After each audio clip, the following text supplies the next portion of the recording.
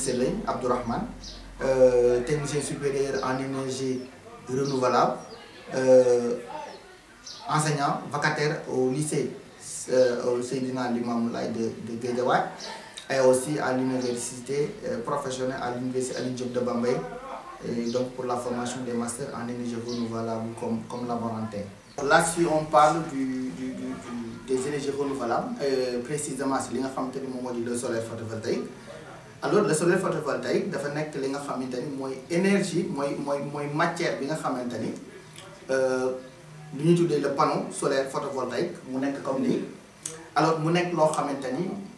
moom moo ñuy permettre ñu transformer li nga xamante ni moom moo di l'énergie qui nous vient directement du soleil pour pouvoir transformer ça ak li nga xamante ni moom mooy transformer ça en électricité.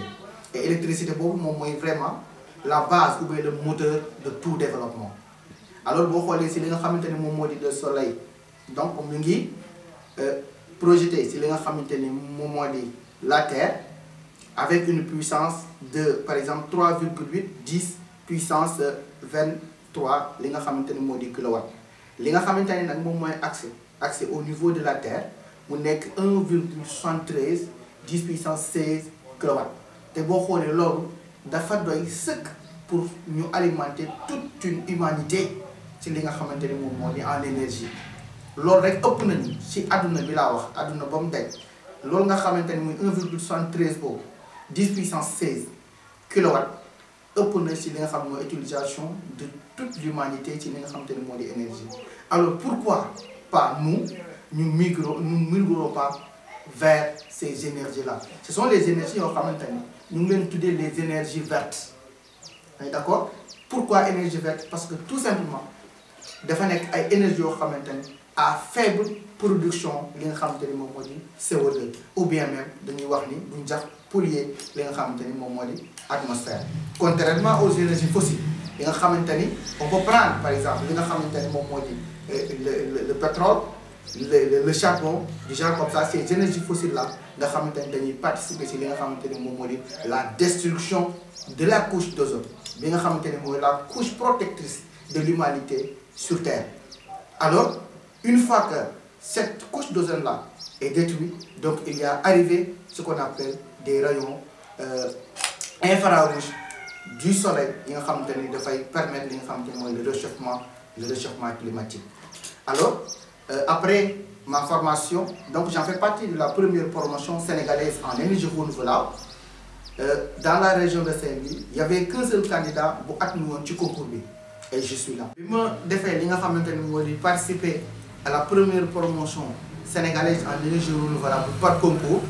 Alors dans la région de Saint-Louis benn candidat bu moo admis et kooku man la woon donc man si sant suñu borom. Alors bi ma paree foofu si laa dem si fi nga xamante ni moom lañu état bi yóbbu fi nga xam ne mooy lycée Seydina Limamou Laye de Guédiawaye ñu def suñu formation et je suis sorti comme technicien supérieur en énergie renouvelable. Après cela donc fi nga xamante ne moo di lycée Seydina Limamou Laye coopté ma comme enseignant vacataire may jàngale li nga xamante ne moom moo di le solaire photovoltaïque pour la formation des certificats de spécialité en solaire photovoltaïque. Donc li nga xamante ne état bi moom moo ko subventionné à 90% par le biais de 3FPT. À part cela aussi, il y a l'université Alioune Diop de Bambey boo xamante ni moom moo ma coopté comme professionnel en énergie solaire photovoltaïque comme laborantin may encadré ñi nga xamante ni moom moo di les masters interuniversitaires en énergie renouvelable. Donc ça fait 2 à 3 ans de cela que ma nekk ci activité yooyu comme enseignant vacataire à l'université mais aussi au lycée Seydina Limamou Laye.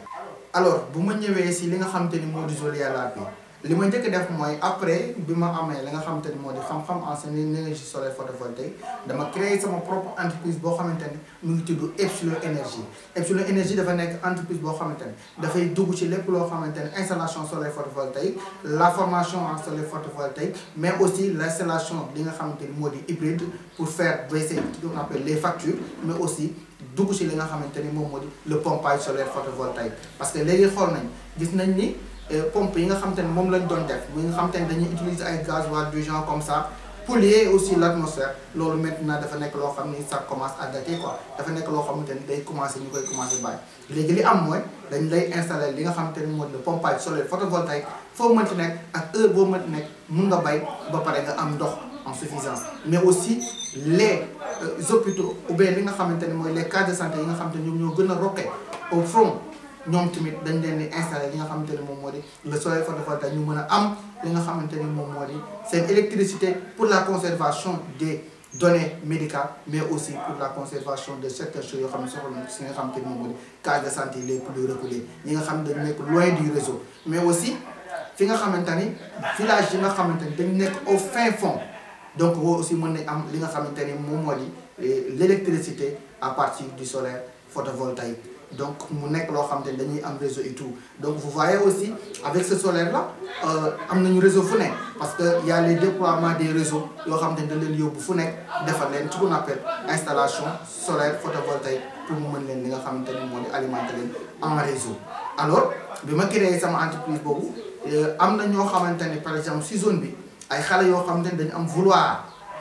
def li nga xamante ni moom moo di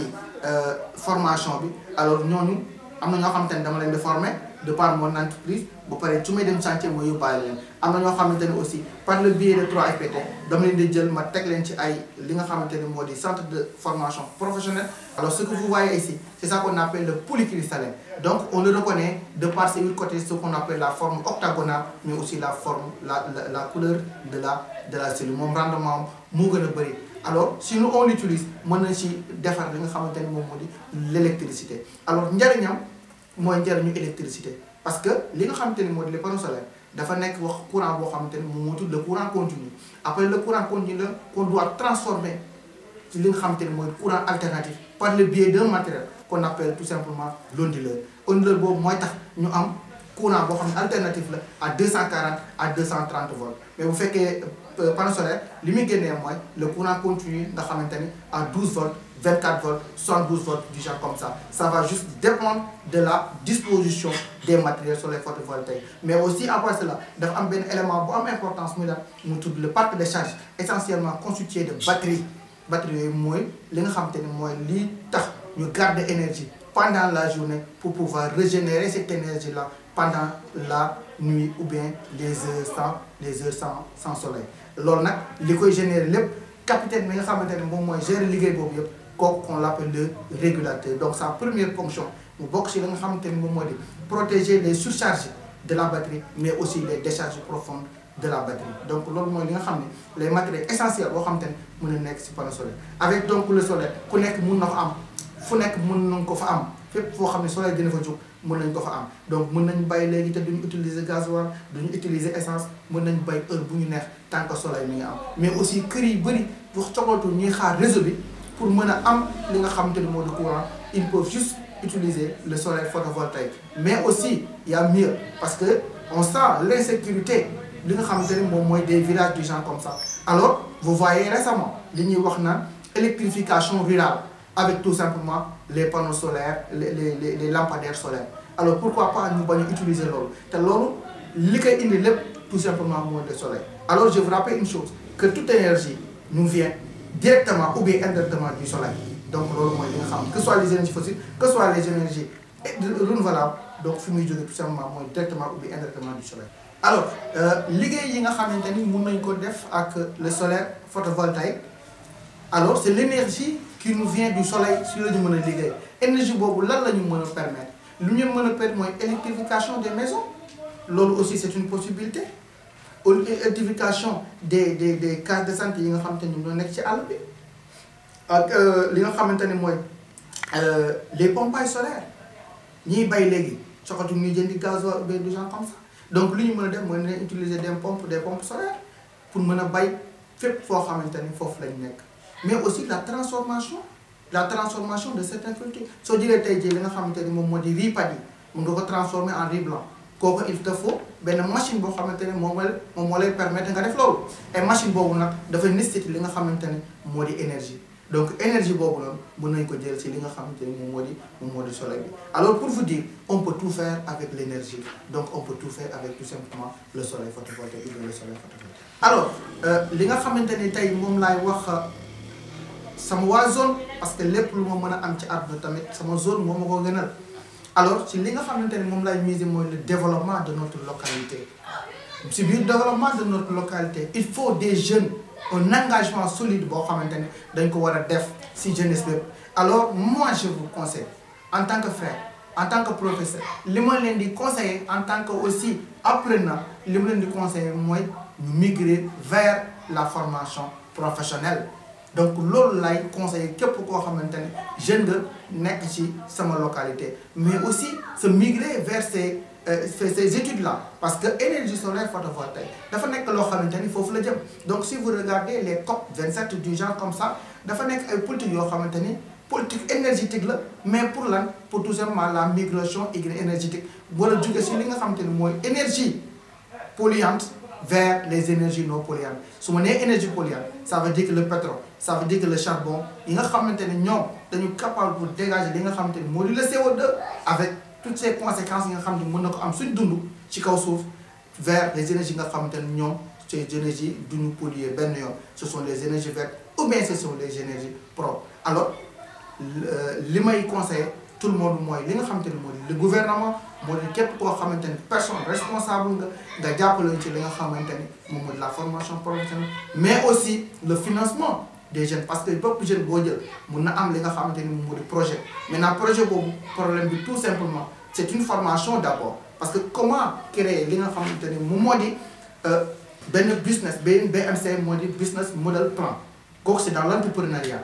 à part cela aussi ñu gunge leen si li nga xam ne mooy des financements pour ñu mën a am financement pour ku nekk def li nga xamante ni moom moo di sa yéene ou bien de sa projet y a tellement de jeunes yoo xamante ni sont porteurs de projets sur l'agriculture am na ñoo xamante ni ñu ngi porter seen projet si li nga xamante ni moom moo di yarum ginaar ou bien du genre ce qu'on appelle aviculture alors aviculture boobu noonu ku nekk soxlaatul courant pour mën a def li nga xamante ni courant du réseau pour def li nga xamante ni moom moo di genre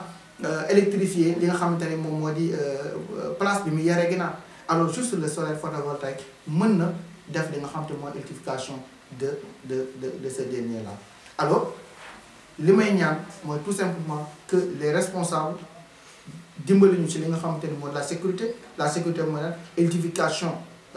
avec les lampadaires solaires suñu dëkk parce que on a des techniciens yoo xamante ni évolué nañu ci loolu donc vous entendez parler en fait du système Promoville programme de modernisation des villes du Sénégal alors il y a tellement de jeunes yoo xamante ni def nañ formation boobu bi ñu ko defee pare ñu ngi fiy toog parce que gis ñu benn maire bu leen jàppale gis ñu benn homme d'affaires bu leen jàppale alors il faut aider ces gens là il y a tellement de jeunes yoo xamante ni am nañ diplôme ñu ngi seen kër toog alors nañ leen woo ñu jàppale leen dugal leen ci marché du travail et faciliter leen ko yombal leen ko jox leen li nga xamante ni moo di le financement booy dem def liggéey parce que capable nañ pour def tout cela. pour ñi nga xamante ni tey dañu am désir def li nga électrifier seen kër yi avec le solaire loolu commencé nañ ko depuis très longtemps on a commencé les installations on peut juste prendre deux exemples benn si li nga xamante ni moom moo di installation des systèmes de 3 kVA ci fi nga xamante ni mooy à Touba mooy kër boo xam ne R+1 la et loolu lépp installé nañ ko de sorte que mu ngi def avec le solaire photovoltaïque li nga xamante ne aussi am nañ courant ba pare mën nañu def li nga xamante ne mooy l'installation téléphonique pour mu wàññi seen facture à 50%. troisièmement ñi nga xamante ne tey jii ñu ngi def li nga xamante ne moom mooy le pompage de l'agriculture ñoom tamit mën nañu migrer vers le pompage solaire photovoltaïque et loolu yëpp coût bu ndaw la te nekkul loo xam ne on est compétent donc compétent am nañ compétence yi nga xam ne mooy installation bi def nañ ko defati ko donc nekkatul loo xam ne tamit dañ koy jéem xam-xam bi mu ngi fi. donc bu amee ay jeunes yoo xam ne sont déterminés pour jàng xam-xam bi ñoom par nañ pour accompagner leen bu fekkee am na ñu accompagner ñu aussi c'est li nga xamante ni moom moo di les salles de classe am na pour li nga xamante ni moom moo di donc le matériel yi nga xamante ni moom la ñu war a jàngale mais aussi bu amee désir koo xamante ni bëgg na def këram ou bien mu bëgg def benn place le solaire photovoltaïque ñun on est disponible si li nga xamante ni moo di suñu ay numéro nga xamante ni numéro orange bi mooy 77 682 51 90 numéro free bi nekk 76 297 14 47 mais aussi mën nañu contacter suñu email muy lady61@gmail.com. alors je vous remercie Yalaar TV vraiment là c'est une opportunité vraiment pour ñun ñu wane suñu bopp et tout mais aussi benn conquête la boo xamante ni pour yéen ak pour ñun alors je vous dis juste que ça va pas être facile parce que métier bi ngeen nekk def nekkul loo xam ne dafa yomb alors di ngeen gis lu nekk di ngeen dégg lu nekk mais jàpp leen rek parce que li ñuy wax naan jàpp duma bàyyi tax a yegg fa ma jëm fa nga jëm alors jàpp leen et aussi dem leen à la recherche parce que y a d'autres techniciens y a d'autres entrepreneurs et jeunes entrepreneurs yoo xamante ne ñu ngi sur localité bi dem leen à leur découverte ngeen xam seen liggéey aussi mais aussi donner les bonnes informations à temps et en heure pour ñun ñëpp ñu mën ci jariñu vraiment maa ngi leen di ñaanal suñu borom defal leen loo xamante ni dafa kawe seen njortu ci kanam et incha allah pourquoi pas suba mu nekk loo xamante ni vraiment ñëpp dañ ciy jariñu alors parce que yéen seen réussite mooy suñu réussite mooy seen réussite parce que ñëpp nga bokk benn objectif mooy lan la réussite de chacun de nous pour le bonheur de tous loolu rek mooy li nga xamante ni mooy